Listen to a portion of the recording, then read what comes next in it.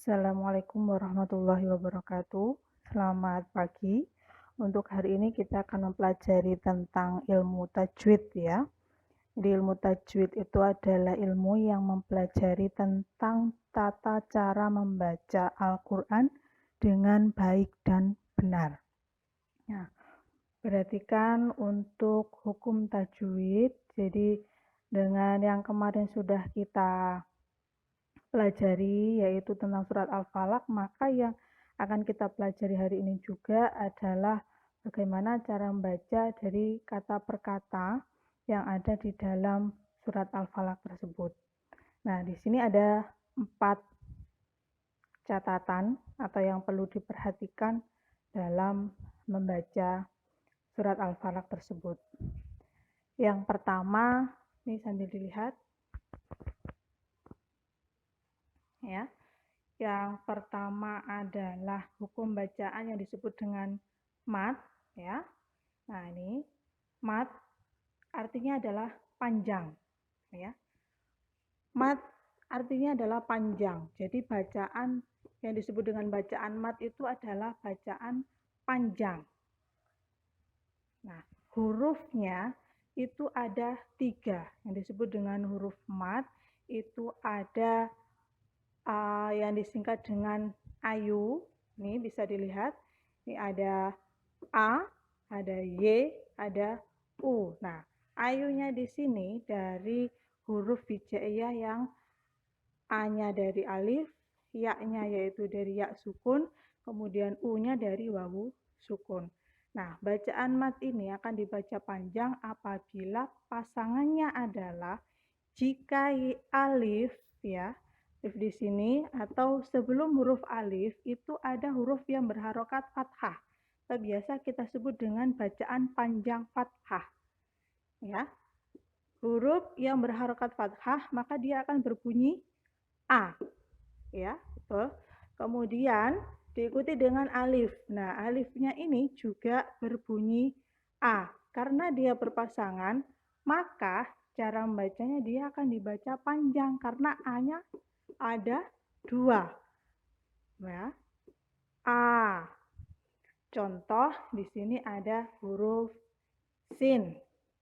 Huruf sin berharokat fathah, kemudian diikuti dengan huruf alif. Maka dia akan dibaca panjang 2 harokat ya. 2 harokat atau 2 ketukan. Sa ya. Berikutnya huruf ya sukun. Pasangannya untuk ya sukun adalah harokat kasroh. Apabila ada huruf yang berharokat kasroh, maka dia akan berbunyi I. Betul. Kemudian diikuti dengan ya sukun. Ya sukun juga berbunyi I karena dia gandeng ya. Jadi ini harokat kasrohnya ini sudah diawali dengan harokat kasroh yang pertama, kemudian diikuti dengan ya sukunnya, maka I-nya ada 2. Cara membacanya dibaca panjang 2 harokat. Atau kita sebut dengan bacaan panjang kasroh. Yang berikutnya adalah huruf U. Kita sebut tadi wawu sukun. Wawu sukun pasangannya adalah huruf yang berharokat dhammah.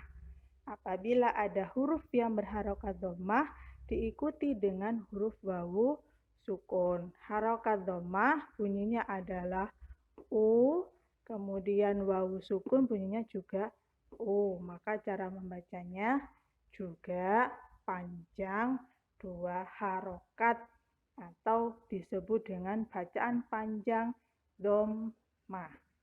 Nah, untuk yang nomor 1 di sini adalah kita biasa menyebutnya mat asli, ya, masih asli atau mat tobi'i.